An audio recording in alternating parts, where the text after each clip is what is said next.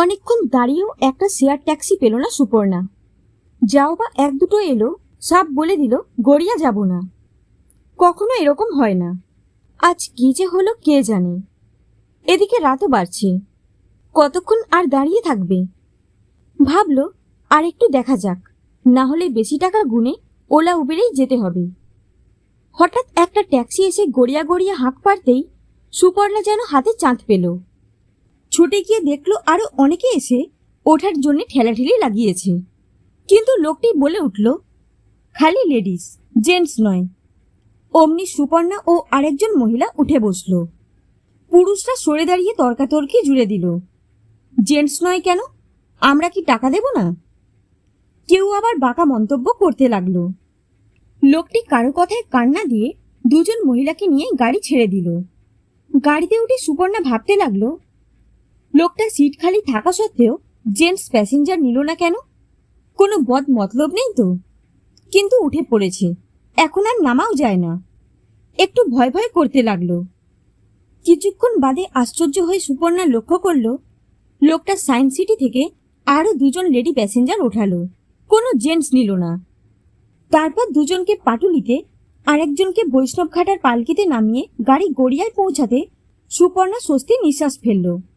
মোড় পেরিয়ে গোষ্ঠীতলায় গিয়ে নামল। ভাড়া মিটিয়ে থ্যাঙ্কসের প্রত্যুত্তরে লোকটি ওয়েলকাম বলতে সুপর্ণা কৌতূহলী হয়ে তার মুখের দিকে তাকালো। বয়স 25-এর আশেপাশে, লম্বা দোহারা চেহারা, দেখে লেখাপড়া জানা বলে মনে হয়। ঘরে যেতে যেতে ভাবতে লাগলো, লোকটা খালি মহিলা যাত্রী নিল কেন? জিজ্ঞেস করলে ভালো হতো। কাজ শেষ করে বাড়ি ফিরতে সুপর্ণার প্রতিদিনই বেশ রাত হয়ে যায়। তখন শেয়ার ট্যাক্সি নিয়েই আসতে হয়, খরচ একটু কম পড়ে। এরপরে বেশ কিছুদিন আর সে লোকটার দেখা পায়নি। হঠাৎ দিন আসতে পরে আবার লোকটাকে দেখতে পেয়ে সুপর্ণা দৌড়ে গিয়ে তার গাড়িতে উঠে পড়ল। দেখল লোকটা যথারীতি খালি মহিলা যাত্রী তুলছে। গড়িয়া আসার আগেই বাকিরা সবাই নেমে যেতে সুপর্ণা বলে উঠল, দাদা, কিছু মনে না করলে একটা কথা জিজ্ঞেস করি? লোকটি আয়নায় একবার তার মুখটা দেখে নিয়ে বলল, বলুন। আপনি খালি লেডিস প্যাসেঞ্জারই নেন কেন? এমনি। না, এমনি তো হতে পারে না, নিশ্চয়ই কিছু কারণ আছে। কারণ অন্য কিছু নয়, এত রাতে মহিলাদের নিরাপদে ঘরে পৌঁছানোটা বেশি দরকার বলে মনে করি, তাই। আর অন্য সময় তখনও কি খালি মহিলা? না না, অন্য সময় সবাই ওঠে, খালি রাতে বাড়ি ফেরার সময় মহিলাদেরকেই তুলি। তার উত্তর শুনে সুপর্ণা মুগ্ধ হয়ে গেল। বলল, সত্যি আপনি অন্যদের থেকে আলাদা। গড়িয়া এসে গিয়েছিল। গাড়ি থেকে নেমে ভাড়া মিটিয়ে দিয়ে জিজ্ঞেস করল, আপনি কি এদিকেই থাকেন? হ্যাঁ, বোড়ালে। আচ্ছা চলি, বলে সুপর্ণা চলে গেল ঘরের দিকে। এইভাবে আলাপ। এরপর যখনই লোকটির গাড়ি দেখে সুপর্ণা দৌড়ে গিয়ে উঠে পড়ে। সামান্য দু একটা শিষ্টাচারের কথাবার্তা হয়। লোকটি কখনো সুপর্ণা কোথায় কাজ করে বা তার ব্যক্তিগত জীবন সম্বন্ধে কোনো কৌতূহল দেখায়নি, আর সুপর্ণাও তার ব্যাপারে কিছু জানতে চায়নি। প্রায় মাস তিনেক পর হঠাৎ লোকটির আর অনেকদিন দেখা নেই। সুপর্ণা বুঝতে পারল না লোকটার হঠাৎ কি হলো। ও কি আর এদিকে আসে না, নাকি ট্যাক্সি চালানো ছেড়ে দিয়েছে? মাস 5-6 পরে একদিন হঠাৎ বিকেলবেলা গড়িয়া বাসস্ট্যান্ডের কাছে লোকটাকে দেখতে পেয়ে সুপর্ণা আশ্চর্য হলো। ধোপদুরস্ত পোশাক, হাতে একটা ব্যাগ, বাস থেকে নামছে। দৌড়ে কাছে গিয়ে জিজ্ঞেস করল, কেমন আছেন? ভালো। আপনি এখানে? একটা কাজে এসেছিলাম। আপনি কোত্থেকে? একটু কলেজ স্ট্রিট গিয়েছিলাম। হঠাৎ কোথায় গায়েব হয়ে গিয়েছিলেন? অনেক দিন দেখতে পাইনি। গায়েব হয়নি, আসলে এক কাপ কফি খেতে খেতে আসলের গল্পটা বলতে নিশ্চয়ই আপত্তি হবে না?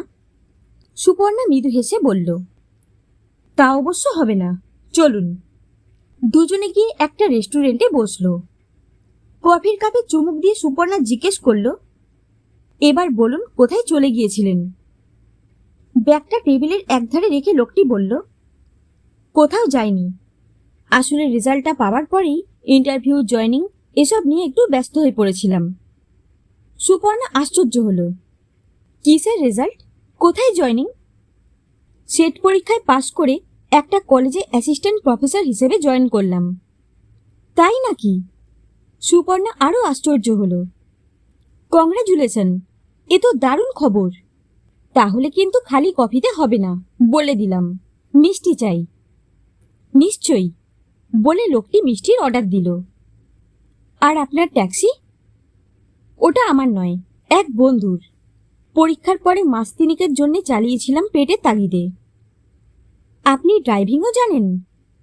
ওই একটু আধটু। লোকটির কথা সুপর্ণা হাঁ করে শুনছিল। জিজ্ঞেস করল, আপনার কলেজ কি কলেজ স্ট্রিটে?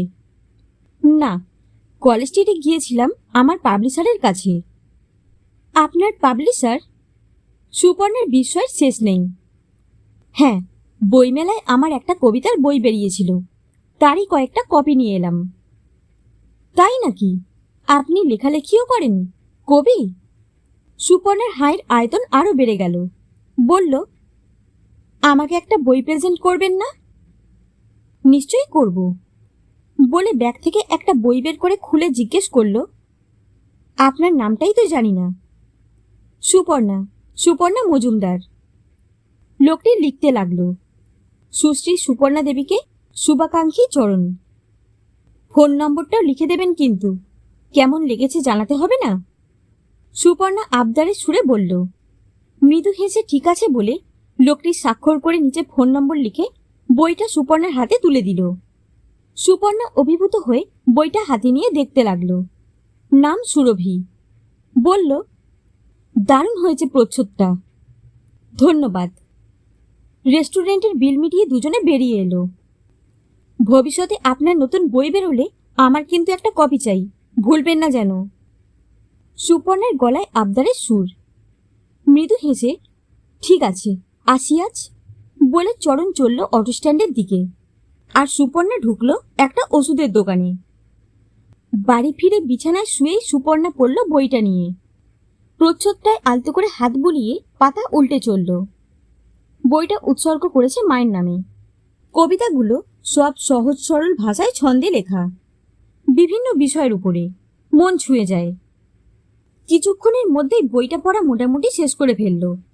রাতে শোয়ার আগে হাত চলে গেল মোবাইল ফোনে। ওপারে চরণ ফোন ধরতেই প্রশ্ন, সুপর্ণা বলছি, আপনাকে ডিস্টার্ব করলাম না তো? না না, খেয়ে উঠে একটু বইয়ের পাতা উল্টাচ্ছিলাম। বলুন। আপনার সুরভি পড়লাম, খুব ভালো লেগেছে। প্রথম কবিতা একটু ভালোবেসের শেষে লাইন কটা তো মন ছুঁয়ে যায়। আসবো যেন ভেসে চাঁদের আলোর বন্যা হয়ে হৃদয় নদীর কুল ছাপিয়ে, বাতাস হয়ে করব খেলা অলোকমালার সাথে, বরণ করে নিও আমায় কোমল দুটি হাতে। আমার কবিতা আপনার ভালো লেগেছে জেনে খুশি হলাম, অনেক ধন্যবাদ। কিছুক্ষণ কথাবার্তার পর শুভরাত্রি জানিয়ে সুপর্ণা ফোন রেখে দিল। মনে জাগলো এক অনন্য অনুভূতি, এক অনুপম আনন্দ। বইটার পাতা উল্টাতে উল্টাতে বুকের উপরে নিয়েই ঘুমিয়ে পড়ল। দিন কয়েক পরে একদিন চরণ রাতে খেয়ে দিয়ে সবেমাত্র শুয়েছে, হঠাৎ মোবাইলটা বেজে উঠল। আশ্চর্য হলো, এত রাতে আবার কে ফোন করে? ফোন ধরতেই ওপার থেকে ভেসে এলো গম্ভীর গলা, আপনি চরণ দাস বলছেন? হ্যাঁ। আপনি সুপর্ণা মজুমদারকে চেনেন? আপনি কে বলছেন? আমি বেলেঘাটা থানা থেকে বলছি। থানার নাম শুনে চরণ চমকে উঠল। কি হলো সুপর্ণার? কোনো বিপদ হলো নাকি? বলল, হ্যাঁ চিনি। এখনই পারলে একবার থানায় চলে আসুন। কেন, কি ব্যাপার? সেটা থানায় এলেই জানতে পারবেন, বলে অফিসারটি ফোন রেখে দিল। চরণ চিন্তায় পড়ল। নিশ্চয়ই সুপর্ণার কিছু হয়েছে, কিন্তু এত রাতে সে যাবে কি করে? তাড়াতাড়ি তৈরি হয়ে মাকে বলে বন্ধুর ট্যাক্সিটা নিয়ে বেরিয়ে পড়ল। যেতে যেতে সুপর্ণার কথা চিন্তা করতে লাগলো। কি হলো মেয়েটার? আরও একটা কথা ভেবে পেল না, সে বাড়ির লোকের বদলে তার নাম বলল কেন পুলিশকে? থানায় গিয়ে চরণ দেখল 3 জন মেয়ে আর কয়েকজন জোয়ান মাঝবয়সী পুরুষ একধারে বেঞ্চে মুখ নিচু করে বসে আছে। মেয়েগুলোর মুখ ওড়না জড়ানো। ডিউটি অফিসারকে নিজের নাম বলতে সে চরণকে পাঠিয়ে দিল পাশে বড়বাবুর ঘরে। সেখানে যেতেই ভদ্রলোক সামনে বসিয়ে বললেন, একটা বারে রেড করে এদেরকে তুলে আনা হয়েছে। ওদের মধ্যে একজন বার সিঙ্গার, নাম বলছে সুপর্ণা মজুমদার। বাইরে বসা অফিসারের কাছে প্রয়োজনীয় কাগজপত্র রাখা আছে, সই স্বাক্ষর করে ওকে নিয়ে যান বলে বাইরের অফিসারকে ডেকে তিনি সব বলে দিলেন। ধন্যবাদ স্যার বলে চরণ বেরিয়ে এলো। অফিসারটি এসে সুপর্ণাকে ডাকলো, তারপর দুজনে কাগজপত্রে সই করে বেরিয়ে পড়ল। চরণের পিছন পিছন সুপর্ণা উঠল ট্যাক্সিতে। সারাটা রাস্তা সুপর্ণা মুখ নিচু করে চুপচাপ বসে রইল। চরণও কিছু বলল না। গড়িয়ার গোষ্ঠীতলায় পৌঁছে গাড়ি দাঁড় করাতেই সুপর্ণা নিচে নেমে এসে চরণের মুখের দিকে করুণ দৃষ্টিতে তাকিয়ে রইল। কিছু বলতে গিয়েও বলতে পারল না, চোখ দুটো ঝাপসা হয়ে এলো। চোখ মুছে দেখে চরণের গাড়ি অনেকটা চলে গিয়েছে। বাড়ি পৌঁছে শুতে শুতে চরণের রাত 2টো বেজে গেল। ঘুম এলো না। বিছানায় শুয়ে এপাশ ওপাশ করতে লাগলো। মনের মধ্যে চলতে লাগলো কালবৈশাখীর তুফান। পরদিন সকালে উঠে মুখ হাত ধুয়ে চা খেতে খেতে ফোনটা খুলে দেখে সুপর্ণার একটা বিরাট মেসেজ, রাত 3টেয় পাঠানো। খুলে পড়তে লাগলো মেসেজটা। জানি আপনার হয়তো এখন আমার কথা মনে করতেও ঘেন্না হচ্ছে। ভাবছেন কি কক্ষণেই না মেয়েটার সঙ্গে দেখা হয়েছিল। কিন্তু বিশ্বাস করুন, আমি কোনো খারাপ কাজ করিনি, কোনো পাপ পথে যাইনি। ছোট থেকেই গান ভালোবাসতাম।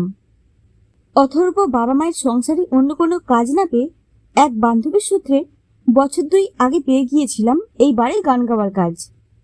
তখন আর বাজবিচার করার মতো পরিস্থিতি ছিল না, নিয়েছিলাম কাজটা। দুঃখের সংসারে একটু সুখ এলো, কিন্তু ধীরে ধীরে আত্মীয় নিকটজনেরা জানতে পেরে মুখ ফিরিয়ে নিল। কেউ কোনো যোগাযোগ রাখে না। তাই কাল যখন হঠাৎ পুলিশ ধরে নিয়ে এসে ঘরের লোককে খবর দিতে বলল, আপনার নামটাই মনে এসেছিল প্রথমে। আশা করেছিলাম আপনি অন্তত সব বুঝবেন, কিন্তু দেখলাম সব আশা দুরাশা। আমার মুখের দিকে ফিরেও তাকালেন না। কিন্তু আপনি মানুন বা না মানুন, সত্যি এখন আপনি ছাড়া আমার প্রকৃত বন্ধু কেউ নেই। তাই একান্ত অনুরোধ, এই অভাগীর থেকে মুখ ফিরিয়ে নিলেও দয়া করে আমাকে ঘৃণা করবেন না। ঘরে ফিরে কিছু না খেয়েই বালিশে মুখ গুজল সুপর্ণা। বাকি রাতটা বুকের মধ্যে চলতে লাগলো কালবৈশাখীর ঝড়। মেসেজটা পাঠানোর পর ভোরবেলা কখন যে চোখে ঘুম এসেছিল কে জানে। মায়ের ডাকে ধরফর করে উঠে বসল। দেখে 9টা বেজে গেছে। বাইরে আসতেই মা জিজ্ঞেস করলেন, ঘোড়া বেচে ঘুমোচ্ছিলি নাকি? তখন থেকে ফোনটা বেজেই চলেছে, তোর হুঁশ নেই? একটু ঘুমিয়ে পড়েছিলাম মা বলে ঘরে ফিরে গিয়ে ফোনটা খুলতে যাবে, কি আবার বেজে উঠল। দেখে চরণের ফোন। ধরতেই ওপার থেকে ভেসে এলো অনুযোগ। কাল ফেরার সময় কথা বলিনি বলে এত রাগ? ফোনটাও ধরছেন না? না মানে একটু ঘুম। সুপর্ণা তোতলাতে লাগলো। ওসব মানে ছাড়ুন, তাড়াতাড়ি উঠে পড়ুন। কালীঘাটে অনেকদিন থেকে যাব করে যাওয়া হয়নি। ভাবছি আজ একবার ঘুরেই আসবো। তৈরি হয়ে নিন, আমি এখনই গাড়ি নিয়ে আসছি বলে লাইন কেটে দিল। সুপর্ণা জেগে আছে না স্বপ্ন দেখছে বুঝতে পারছিল না। ফোনটা রেখে দিয়ে দুহাত তুলে এক চক্কর নেচে নিল।